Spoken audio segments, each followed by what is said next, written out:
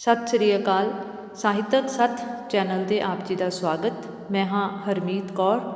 ਅੱਜ ਦੀ ਕਲਾਸ ਵਿੱਚ ਅਸੀਂ ਸੂਫੀ ਕਾਵਧਾਰਾ ਦੇ ਸਿਰਮੌਰ ਸ਼ਾਇਰ ਬਾਬਾ ਫਰੀਦ ਜੀ ਦੀ ਬਾਣੀ ਬੇੜਾ ਬੰਧ ਨਾ ਸਕਿਓ ਅਤੇ ਦਿਲੋਂ ਮੁਹੱਬਤ ਜਿਨ ਸਈ ਸੱਚਿਆ ਦੀ ਪ੍ਰਸੰਗ ਸਹਿਤ ਵਿਆਖਿਆ ਕਰਾਂਗੇ। ਬਾਬਾ ਫਰੀਦ ਜਿਨ੍ਹਾਂ ਨੇ ਆਦਿ ਕਾਲ ਦੇ ਵਿੱਚ ਸੂਫੀ ਕਾਵਧਾਰਾ ਦੀ ਨੀਂਹ ਰੱਖੀ, ਇਹਨਾਂ ਦੀ ਬਾਣੀ ਨੂੰ ਗੁਰੂ ਅਰਜਨ ਦੇਵ ਜੀ ਨੇ ਸਤਿਕਾਰ ਵਜੋਂ ਗੁਰੂ ਗ੍ਰੰਥ ਸਾਹਿਬ ਦੇ ਵਿੱਚ ਵੀ ਸਥਾਨ ਦਿੱਤਾ ਹੈ। ਇਸ ਤਰ੍ਹਾਂ ਸੂਫੀ ਕਾਵਧਾਰਾ ਦੇ ਸਿਰਮੌਰ ਸ਼ਾਇਰ ਬਾਬਾ ਫਰੀਦ ਜੋ ਹਨ, ਧੰਨਤਾ ਦੇ ਯੋਗ ਹਨ। ਇੱਕ ਅਜਿਹੀ ਸ਼ਖਸੀਅਤ ਹਨ ਜਿਨ੍ਹਾਂ ਨੇ ਮਨੁੱਖ ਨੂੰ ਜੀਵਨ ਦੇ ਵਿੱਚ ਸੱਚ ਦੇ ਮਾਰਗ ਦਾ ਪਾਂਧੀ ਬਣਨ ਦੇ ਲਈ, ਚੰਗੇ ਕਰਮ ਕਰਨ ਦੇ ਲਈ ਪ੍ਰੇਰਦਿਆਂ ਹੋਇਆਂ ਕਿਹਾ ਹੈ ਕਿ ਬੇੜਾ ਬੰਧ ਨਾ ਸਕਿਓ ਬੰਧਨ ਕੀ ਵੇਲਾ, ਕਿ ਹੇ ਮਨੁੱਖ ਬੇੜਾ ਬੰਧ ਨਾ ਸਕਿਓ, ਭਾਵ ਜਦੋਂ ਤੇਰਾ ਜੋ ਹੈ ਨਾਮ ਰੂਪੀ ਬੇੜਾ, ਭਾਵ ਚੰਗੇ ਕਰਮ ਰੂਪੀ ਬੇੜਾ ਬੰਨਣ ਦਾ ਵਕਤ ਸੀ, ਬੰਧ ਨਾ ਸਕਿਓ, ਉਸ ਵੇਲੇ ਤਾਂ ਤੂੰ ਚੰਗੇ ਕਰਮ ਕੀਤੇ ਨਹੀਂ। ਭਾਵ ਜਦੋਂ ਤੇਰੇ 'ਤੇ ਜਵਾਨੀ ਦੀ ਅਵਸਥਾ ਸੀ, ਜਦੋਂ ਤੇਰੇ ਵਿੱਚ ਸਭ ਕੁਝ ਕਰ ਸਕਣ ਦੀ ਸਮਰੱਥਾ ਸੀ, ਤੂੰ ਉਸ ਵਕਤ ਨੂੰ ਲੇਖੇ ਨਹੀਂ ਲਾਇਆ, ਉਸ ਨੂੰ ਅਜਾਈਂ ਗਵਾ ਦਿੱਤਾ ਹੈ। ਉਸ ਵੇਲੇ ਕੋਈ ਚੰਗੇ ਕਰਮ ਨਹੀਂ ਕੀਤੇ। ਬੇੜਾ ਬੰਧ ਨਾ ਸਕਿਓ ਬੰਧਨ ਕੀ ਵੇਲਾ, ਜਦੋਂ ਬੰਧਨ ਉਸ ਕਰਮ ਕਰਨ ਦਾ ਵੇਲਾ ਸੀ, ਭਾਵ ਉਹ ਉਮਰ ਜਿਹੜੀ ਹੁੰਦੀ ਹੈ, ਅਜਿਹੀ ਉਮਰ ਹੁੰਦੀ ਹੈ ਜਦੋਂ ਇਨਸਾਨ ਜੋ ਹੈ ਕੁਝ ਵੀ ਕਰ ਸਕਣ ਦੇ ਸਮਰੱਥ ਹੁੰਦਾ ਹੈ, ਕਿਉਂਕਿ ਊਰਜਾਵਾਨ ਹੁੰਦਾ ਹੈ, ਊਰਜਾਵਾਨ ਵੀ ਹੁੰਦਾ ਹੈ, ਜੋਸ਼ੀਲਾ ਵੀ ਹੁੰਦਾ ਹੈ, ਵਕਤ ਵੀ ਹੁੰਦਾ ਹੈ, ਸਮਰੱਥਾ ਵੀ ਹੁੰਦੀ ਹੈ। ਸਾਰਾ ਕੁਝ ਹੋਣ ਦੇ ਬਾਵਜੂਦ ਵੀ ਮਨੁੱਖ ਜੋ ਹੈ ਸਮੇਂ ਦਾ ਸਦਉਪਯੋਗ ਨਹੀਂ ਕਰਦਾ, ਉਸ ਸਮੇਂ ਨੂੰ ਚੰਗੇ ਪਾਸੇ ਨਹੀਂ ਲਾਉਂਦਾ, ਆਪਣੇ ਮਨ ਬਿਰਤੀਆਂ ਨੂੰ ਇਕਾਗਰ ਕਰਕੇ ਚੰਗੇ ਕਰਮ ਨਹੀਂ ਕਰਦਾ।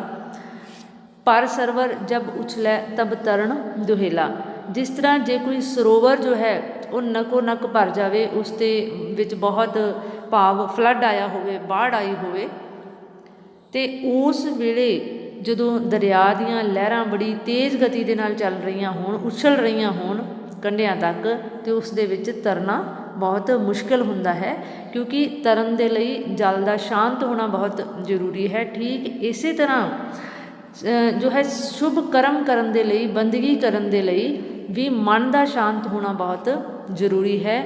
ਔਰ ਜਦੋਂ ਉਹ ਮਨ ਜੋ ਹੈ ਜਵਾਨੀ ਦੀ ਅਵਸਥਾ ਦੇ ਵਿੱਚ, ਉਸ ਨੂੰ ਸ਼ਾਂਤ ਕਰਨ ਦੀ ਥਾਵੇਂ, ਚੰਗੇ ਕਰਮਾਂ ਵਿੱਚ ਲੀਨ ਕਰਨ ਦੀ ਥਾਵੇਂ ਵਿਸ਼ੇ ਵਿਕਾਰਾਂ ਦੇ ਨਾਲ ਭਰ ਲਿਆ ਹੈ।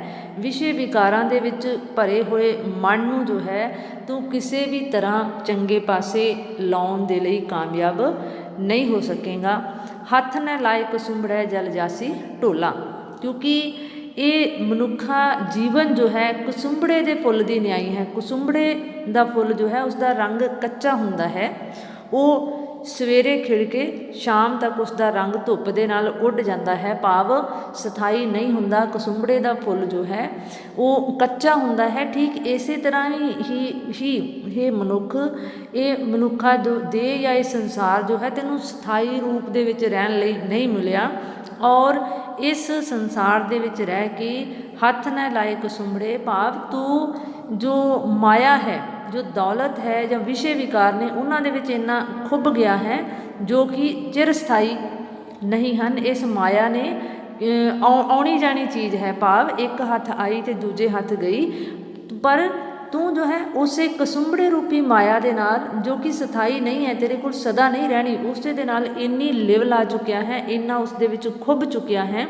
ਇਸ ਲਈ ਕਵੀ ਕਹਿ ਰਹੇ ਨੇ, ਬਾਬਾ ਫਰੀਦ ਕਹਿ ਰਹੇ ਨੇ ਕਿ ਇਹ ਮਨੁੱਖ, ਇਹ ਕਸੁੰਭੜੇ ਰੂਪੀ ਮਾਇਆ ਨੂੰ ਤੂੰ ਹੱਥ ਨਾ ਲਾ, ਇਸ ਦੇ ਨਾਲ ਇੰਨਾ ਮੋਹ ਪਿਆਰ ਨਾ ਪਾ, ਜਲ ਜਾਸੀ ਢੋਲਾ, ਕਿਉਂਕਿ ਇਸ ਨੇ ਮਾਇਆ ਰੂਪ ਨੇ ਤੇਰੇ ਮਨ ਦੇ ਵਿੱਚ ਅਨੇਕਾਂ ਵਿਕਾਰ ਪੈਦਾ ਕਰਨੇ ਹਨ, ਤੈਨੂੰ ਬੁਰਾਈਆਂ ਦੇ ਵੱਲ ਪ੍ਰੇਰਿਤ ਕਰਨਾ ਹੈ, ਅਤੇ ਜਿਸ ਸਦਕਾ ਤੇਰਾ ਇਹ ਜੀਵਨ ਜਿਹੜਾ ਹੈ ਅਜਾਈਂ ਜਲ ਜਾਸੀ ਢੋਲਾ, ਵਿਅਰਥ ਹੀ ਨਸ਼ਟ ਹੋ ਜਾਣਾ ਹੈ। ਪਿਆਰੇ, ਰਹਾਉ, ਰਹਾਉ ਤੋਂ ਭਾਵ ਹੈ ਠਹਿਰਾਓ।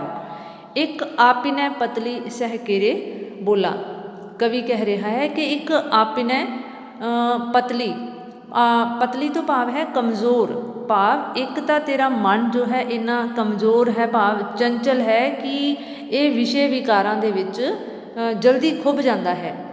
ਇੱਕ ਆਪਿਨੈ ਪਤਿਲੇ, ਆਪਿਨੈ ਤੋਂ ਭਾਵ ਹੈ ਆਪ, ਇੱਕ ਤਾਂ ਤੂੰ ਆਪ, ਪਤਲੀ ਭਾਵ ਤੇਰਾ ਮਨ ਕਮਜ਼ੋਰ ਹੈ, ਜੋ ਵਿਸ਼ੇ ਵਿਕਾਰਾਂ ਦੇ ਵਿੱਚ ਜਲਦੀ ਖੁੱਭ ਜਾਂਦਾ ਹੈ, ਜੋ ਚੰਗੇ ਕਰਮਾਂ ਵਾਲੇ ਪਾਸੇ ਨਹੀਂ ਲੱਗਦਾ। ਅਤੇ ਜਦੋਂ ਤੇਰੇ ਮਨ 'ਤੇ ਹੀ ਤੇਰਾ ਜੋ ਹੈ ਕੰਟਰੋਲ ਨਹੀਂ ਹੈ, ਮਨ ਨੂੰ ਹੀ ਤੂੰ ਵੱਸ ਵਿੱਚ ਨਹੀਂ ਕਰ ਸਕਦੀ, ਭਾਵ ਇਹ ਮਨੁੱਖ ਤੂੰ ਇੰਨਾ ਕਮਜ਼ੋਰ ਇਸਤਰੀ ਵਰਗਾ ਹੈ ਜੋ ਕਿਸੇ ਚੀਜ਼ ਨੂੰ ਆਪਣੀ ਵੱਸ ਵਿੱਚ ਨਹੀਂ ਕਰ ਸਕਦੀ।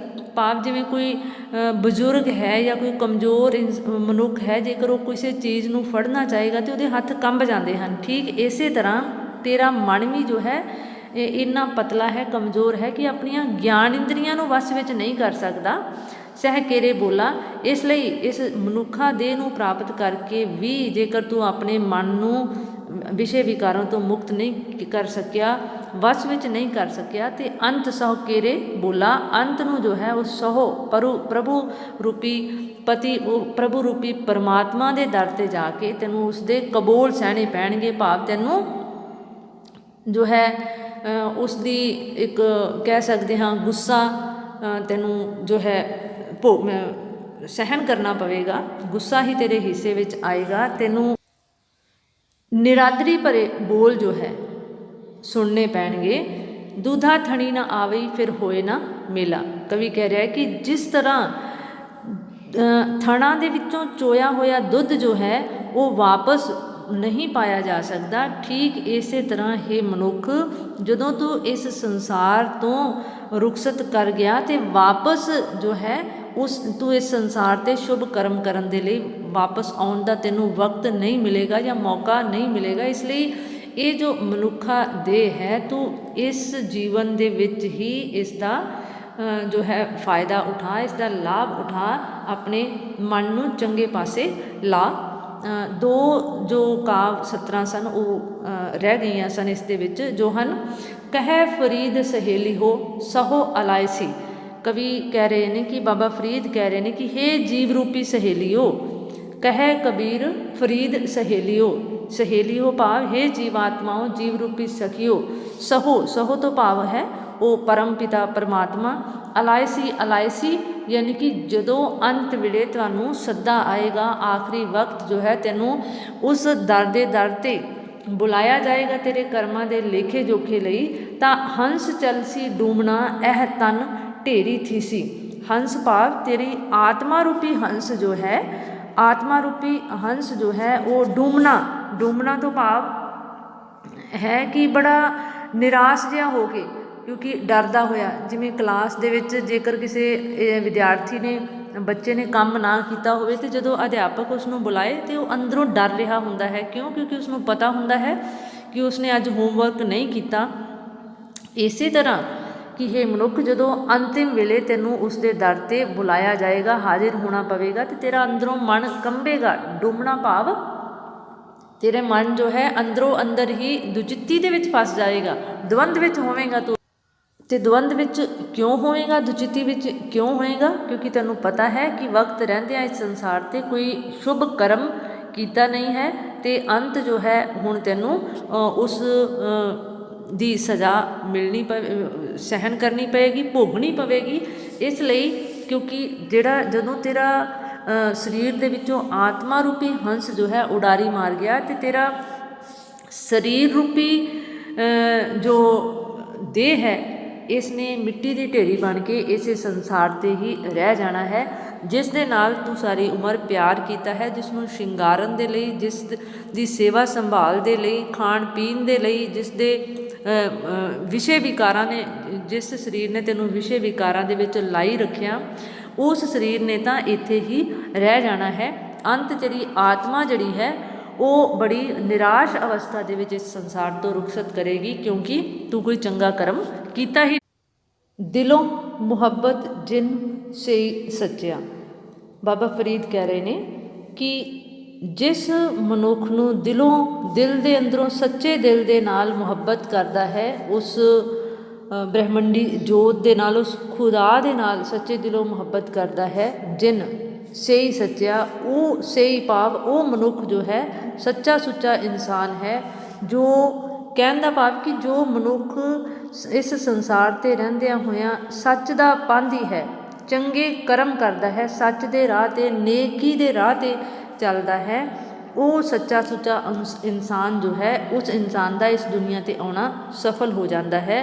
ਅਤੇ ਦੂਜੇ ਪਾਸੇ ਜਿਨ ਮਨ ਹੋਰ ਮੁਖ ਹੋਰ, ਭਾਵ ਜਿਹੜੇ ਮਨੋਂ ਕੁਝ ਹੋਰ ਸੋਚਦੇ ਹਨ, ਮੂੰਹ 'ਚੋਂ ਕੁਝ ਹੋਰ ਕੱਢਦੇ ਹਨ, ਜਿਹੜੇ ਭਾਵ ਭਟਕਦੇ ਰਹਿੰਦੇ ਹਨ, ਦੁਚਿੱਤੀ ਦੇ ਵਿੱਚ ਰਹਿੰਦੇ ਹਨ, ਹਮੇਸ਼ਾ ਜੋ ਹੈ ਚਲਾਕੀਆਂ ਦੇ ਵਿੱਚ ਰਹਿੰਦੇ ਹਨ, ਸੇ ਕਾਢੇ ਕੱਚਿਆ, ਉਹਨਾਂ ਜੀਵਾਂ ਦਾ ਜੋ ਹੈ ਉਹ ਉਹਨਾਂ ਦਾ ਇੱਕ ਤਰ੍ਹਾਂ ਦੇ ਨਾਲ ਸੰਸਾਰ 'ਤੇ ਆਉਣਾ ਅਸਫਲ ਰਹਿ ਜਾਂਦਾ ਹੈ। ਉਹ ਕੱਚੇ ਹੁੰਦੇ ਹਨ ਕਿਉਂਕਿ ਉਹ ਆਪਣੀ ਗੱਲ ਦੇ, ਆਪਣੇ ਵਚਨ ਦੇ ਵਿੱਚ ਕੱਚੇ ਹੁੰਦੇ ਹਨ। ਜੋ ਕਹਿੰਦੇ ਹਨ ਉਹ ਕਰਦੇ ਨਹੀਂ, ਜੋ ਹੁੰਦੇ ਹਨ ਉਹ ਨਜ਼ਰ ਨਹੀਂ ਆਉਂਦੇ, ਜੋ ਨਜ਼ਰ ਆਉਂਦੇ ਹਨ ਉਹ ਵਾਸਤਵ ਦੇ ਵਿੱਚ ਉਹ ਹੁੰਦੇ ਨਹੀਂ। ਉਹ ਜੀਵ ਹਨ ਕਾਢੇ ਕੱਚਿਆ, ਭਾਵ ਉਹ ਕੱਚੇ ਭਾਂਡੇ ਵਰਗੇ ਹਨ। ਰੱਤੇ ਇਸ਼ਕ ਖੁਦਾਏ ਰੰਗ ਦੀਦਾਰ ਕੇ, ਫਿਰ ਕਵੀ ਕਹਿ ਰਿਹਾ ਕਿ ਰੱਤੇ ਇਸ਼ਕ ਖੁਦਾਏ, ਜਿਹੜੇ ਜੀਵ ਜੋ ਹੈ ਇਸ ਦੁਨੀਆ 'ਤੇ ਆ ਕੇ ਰੱਤੇ ਰੰਗੇ ਹੋਏ ਹਨ, ਕਿਸ ਦੇ ਵਿੱਚ? ਇਸ਼ਕ, ਭਾਵ ਉਸ ਖੁਦਾ ਦੇ ਨਾਮ ਦੇ ਜਾਂ ਬੰਦਗੀ ਦੇ ਜਾਂ ਪ੍ਰੇਮ ਦੇ ਰੰਗ ਦੇ ਵਿੱਚ ਰੰਗੇ ਹੋਏ ਹਨ। ਉਹ ਜੀਵ ਇਸ ਸੰਸਾਰ 'ਤੇ ਸੱਚੇ ਦਿਲੋਂ ਉਸ ਖੁਦਾ ਨੂੰ ਇਸ਼ਕ ਕਰਦੇ ਹਨ, ਉਸਦੇ ਨਾਮ ਦੇ ਰੰਗ ਦੇ ਵਿੱਚ, ਉਸਦੇ ਦੀਦਾਰ ਦੇ ਵਿੱਚ ਉਸਦੇ ਰੰਗੇ ਹੋਏ ਹਨ। ਵਿਸਰਿਆ ਜਿਨ ਨਾਮ ਤੇ ਭੋਏ ਪਾਰਥੀਏ, ਦੂਜੇ ਪਾਸੇ ਜਿਹੜੇ ਜੀਵ ਇਸ ਸੰਸਾਰ 'ਤੇ ਆ ਕੇ ਨਾਮ ਨੂੰ ਵਿਸਾਰ ਦਿੰਦੇ ਹਨ, ਚੰਗੇ ਕਰਮਾਂ ਨੂੰ ਵਿਸਾਰ ਦਿੰਦੇ ਹਨ ਤੇ ਭੋਏ ਪਾਰਥੀਏ, ਉਹ ਜੀਵ ਜੋ ਹਨ ਇਸ ਧਰਤੀ ਦੇ ਉੱਤੇ ਇੱਕ ਪਹਾੜ ਦੇ ਸਮਾਨ ਹਨ। ਕਵੀ ਕਹਿ ਰਹੇ ਹਨ, ਕਹਿਣ ਦਾ ਭਾਵ ਇਹ ਹੈ ਕਿ ਜੋ ਇਨਸਾਨ, ਜੋ ਮਨੁੱਖ ਇਸ ਦੁਨੀਆ 'ਤੇ ਆ ਕੇ ਸੱਚ ਦਾ ਪਾਂਧੀ ਬਣਦਾ ਹੈ, ਸੱਚੇ ਕਰਮ ਕਰਦਾ ਹੈ, ਦਿਲੋਂ ਕਰਮ ਕਰਦਾ ਹੈ, ਉਸ ਜੀਵ ਦਾ ਇਸ ਸੰਸਾਰ 'ਤੇ ਆਉਣਾ ਸਫਲ ਹੋ ਜਾਂਦਾ ਹੈ। ਪਰ ਕੁਝ ਲੋਕ ਜੋ ਹਨ ਇਸ ਦੁਨੀਆ 'ਤੇ ਆ ਕੇ ਕਹਿੰਦੇ ਕੁਝ ਹੋਰ ਹਨ, ਕਰਦੇ ਕੁਝ ਹੋਰ ਹਨ, ਯਾਨੀ ਕਿ ਦੁਚਿੱਤੀ ਦੇ ਵਿੱਚ ਫਸੇ ਰਹਿੰਦੇ ਹਨ। ਉਹਨਾਂ ਦਾ ਆਉਣਾ ਜੋ ਹੈ ਇਸ ਸੰਸਾਰ 'ਤੇ ਨਾ ਆਉਣ ਦੇ ਬਰਾਬਰ ਹੈ, ਭਾਵ ਅਸਫਲ ਹੋ ਜਾਂਦੇ ਹਨ। ਅਤੇ ਦੂਜੇ ਪਾਸੇ ਜਿਹੜੇ ਜੀਵ ਇਸ ਜੀਵਨ ਦੇ ਵਿੱਚ, ਇਸ ਸੰਸਾਰ ਦੇ ਵਿੱਚ ਉਸ ਰੱਬ ਦੇ, ਉਸ ਖੁਦਾ ਦੇ, ਉਸ ਪਿਆਰ ਦੇ ਵਿੱਚ, ਬੰਦਗੀ ਦੇ ਰੰਗ ਦੇ ਵਿੱਚ ਰੰਗੇ ਹੋਏ ਹਨ, ਜਿਨ੍ਹਾਂ ਨੇ ਆਪਣੇ ਹਿਰਦੇ ਦੇ ਵਿੱਚ ਉਸ ਪ੍ਰੀਤਮ ਪਿਆਰੇ ਨੂੰ ਵਸਾ ਕੇ ਉਸ ਦਾ ਸਿਮਰਨ, ਉਸ ਦੀ ਅਰਾਧਨਾ, ਉਸ ਦੀ ਬੰਦਗੀ ਕੀਤੀ ਹੈ, ਉਹਨਾਂ ਦਾ ਆਉਣਾ ਇਸ ਧਰਤੀ 'ਤੇ ਸਫਲ ਹੋ ਜਾਂਦਾ ਹੈ। ਅਤੇ ਦੂਜੇ ਪਾਸੇ ਜੋ ਵਿਸਾਰ ਦਿੰਦੇ ਹਨ ਚੰਗੇ ਕਰਮਾਂ ਨੂੰ, ਚੰਗੀਆਂ ਆਦਤਾਂ ਨੂੰ, ਨੇਕੀ ਨੂੰ ਵਿਸਾਰ ਦਿੰਦੇ ਹਨ, ਉਹ ਮਨੁੱਖ ਜੋ ਹਨ ਧਰਤੀ ਦੇ ਉੱਤੇ ਬੋਝ ਹਨ, ਧਰਤੀ 'ਤੇ ਪਹਾੜ ਦੇ ਸਮਾਨ ਹਨ।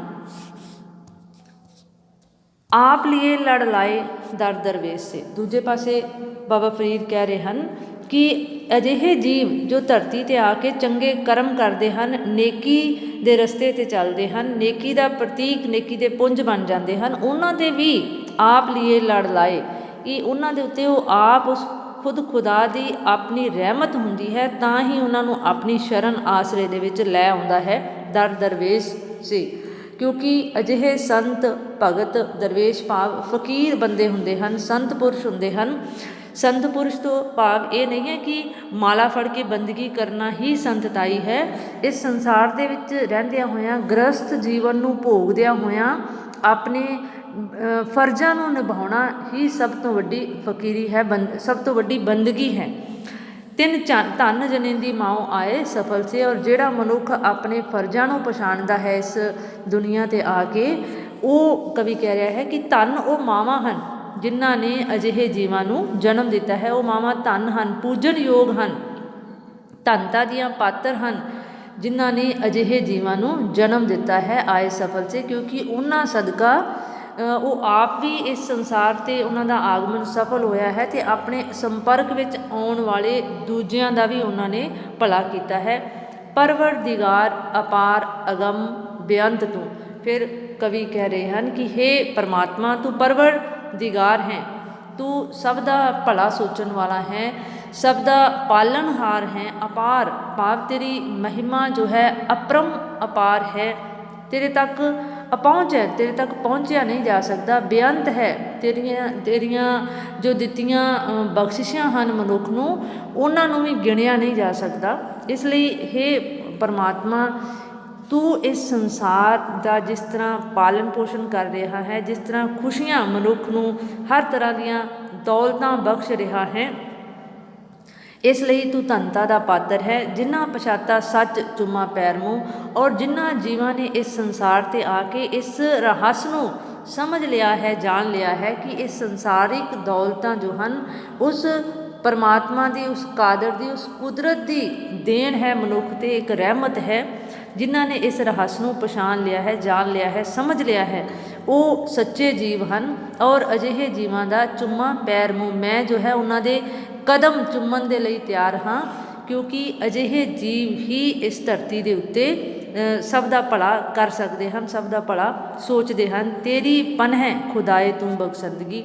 ਫਿਰ ਕਵੀ ਕਹਿ ਰਹੇ ਹਨ ਕਿ ਹੇ ਪ੍ਰਮਾਤਮਾ ਤੇਰੀ ਪਨਹ, ਮੈਂ ਤਾਂ ਤੇਰੀ ਪਨਹ ਪਨਾਹ ਦੇ ਵਿੱਚ, ਤੇਰੀ ਸ਼ਰਨ ਦੇ ਵਿੱਚ ਆ ਗਿਆ ਹਾਂ। ਹੇ ਖੁਦਾ, ਹੇ ਰੱਬਾ, ਹੇ ਪ੍ਰਮਾਤਮਾ ਤੂੰ ਬਖਸ਼ੰਦਗੀ, ਕਿਉਂਕਿ ਤੂੰ ਬਖਸ਼ਣਹਾਰ ਹੈ। ਮੈਂ ਜੀਵ ਰੂਪ ਦੇ ਵਿੱਚ ਅਨੇਕਾਂ ਗਲਤੀਆਂ ਕੀਤੀਆਂ ਹੋਣਗੀਆਂ, ਪਰ ਤੂੰ ਕੀ ਹੈ, ਬਖਸ਼ੰਦ ਪਿਤਾ ਹੈ। ਤੂੰ ਮੇਰੀਆਂ ਗਲਤੀਆਂ ਨੂੰ ਬਖਸ਼ਣ ਵਾਲਾ ਹੈ, ਮੁਆਫੀ ਦੇਣ ਵਾਲਾ ਹੈ। ਇਸ ਲਈ ਤੇਰਾ ਹਿਰਦਾ ਇੰਨਾ ਵਿਸ਼ਾਲ ਹੈ ਕਿ ਤੂੰ ਮੇਰੀਆਂ ਕੀਤੀਆਂ ਹੋਈਆਂ ਗਲਤੀਆਂ ਨੂੰ ਵਿਸਾਰ ਕੇ ਮੈਨੂੰ ਚੰਗੇ ਰਸਤੇ 'ਤੇ ਚੱਲਣ ਦੀ ਪ੍ਰੇਰਨਾ ਦੇਵੇਂਗਾ। ਸ਼ੇਖ ਫਰੀਦੈ ਖੈਰ ਦੀਜ਼ੈ ਬੰਦਗੀ। ਸ਼ੇਖ ਫਰੀਦ, ਬਾਬਾ ਫਰੀਦ ਜੋ ਹੈ ਇੱਕ ਤਰ੍ਹਾਂ ਦੇ ਨਾਲ ਉਸ ਪਰਮਾਤਮਾ ਦੇ ਅੱਗੇ ਨਤਮਸਤ ਹੋ ਕੇ ਉਸ ਖੁਦਾ ਨੂੰ ਬੇਨਤੀ ਕਰ ਰਹੇ ਹਨ ਕਿ ਮੇਰੀਆਂ ਜੋ ਖਾਮੀਆਂ ਹਨ, ਮੇਰੀਆਂ ਊਣਤਾਈਆਂ ਹਨ, ਉਹਨਾਂ ਨੂੰ ਭੁਲਾ ਕੇ ਮੇਰੇ ਜੋ ਥੋੜ੍ਹੇ ਬਹੁਤੇ ਵੀ ਕੀਤੇ ਹੋਏ ਚੰਗੇ ਕਰਮ ਹਨ, ਮੇਰੀਆਂ ਸੱਚਾਈਆਂ ਹਨ, ਮੇਰੀਆਂ ਨੇਕੀਆਂ ਹਨ, ਉਹਨਾਂ ਨੂੰ ਚਿਤਾਰਦਾ ਹੋਇਆ, ਉਹਨਾਂ ਨੂੰ ਵੇਖਦਾ ਹੋਇਆ ਮੈਨੂੰ ਖੈਰ ਦੇ, ਮੇਰੀ ਝੋਲੀ ਭਰ।